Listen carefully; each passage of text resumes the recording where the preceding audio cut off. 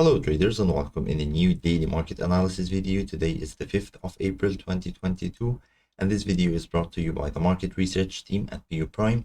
Let's have a look on the markets. What do we have on our agenda today and how to trade the financial markets today? All of this will be answered in this video. Please stay tuned.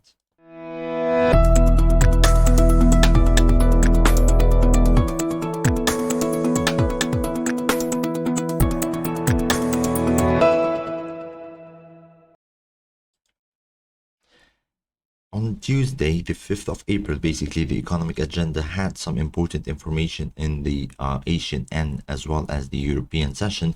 For the Reserve Bank of Australia, basically they kept the interest rate decision around the same levels of 0.10%, which is basically an indicator of the stability of the economy in Australia at the moment. Basically, we had some numbers from the European session, from the Eurozone, about the PMI, the Spanish, the Italy, the French, as well as the German PMI, as well also as the Eurozone, in addition to the British PMI. All of this was basically announced early in the morning. Most of the numbers, except for the Spanish services PMI, were basically positive. They had the expectations, which means that basically the Eurozone or the most of the European countries are back on track to the economic recovery one more time, despite what is happening with the geopolitical tensions around the corner.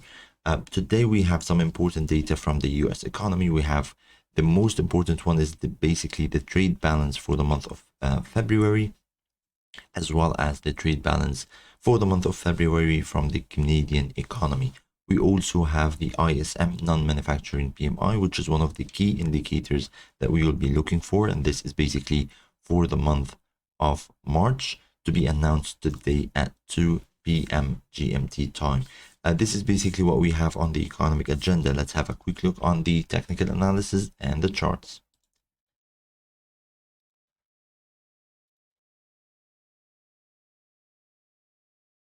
Starting with the dollar index, basically we reached the target of around 99 points, which we mentioned earlier through this week and previous week. We mentioned that we have a target of 99 points on the dollar index, and we will be expecting here, because we already reached the resistance levels. We are already trading just below the sell zone on the 4-hour time frame.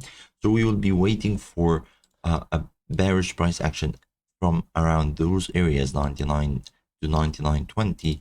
Any bearish price action should basically form around here. We will be short the dollar index from those levels, with our stops just to be around 99.50 or so, and we will be having our targets to be 98.56 and as well as 98 points one more time.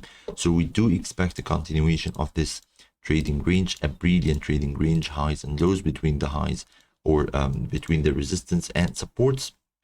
So we had this brilliant run from the support to the resistance. We'll be waiting for a bearish price action to reverse the movement from the resistance back to the support, and this is what we're having on the dollar index through the day.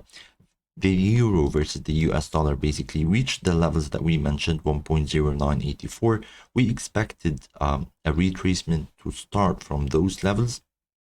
At the moment, basically, we're trading just lower or just below those levels. However, we are still with our view that the euro might have an upward move during today's trading. So after this brilliant move to the downside, we're talking about 210 points roughly.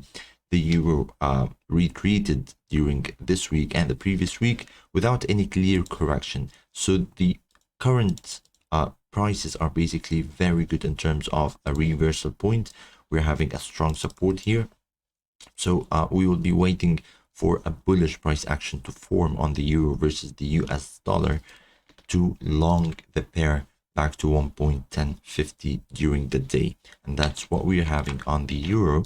Let's have a look on the gold trading, basically still trading in a sideways range.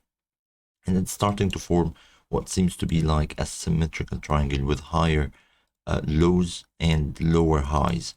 So we will be basically watching the gold trading during this period. We will be waiting for a breakout in either direction, either to the upside to continue the move and the correction to maybe 1990, or maybe a break to the downside to retest the main support of 1900, and with breaking that we'll basically continue the movement to the downside. So that's what we're having in the markets today. Thank you very much for watching.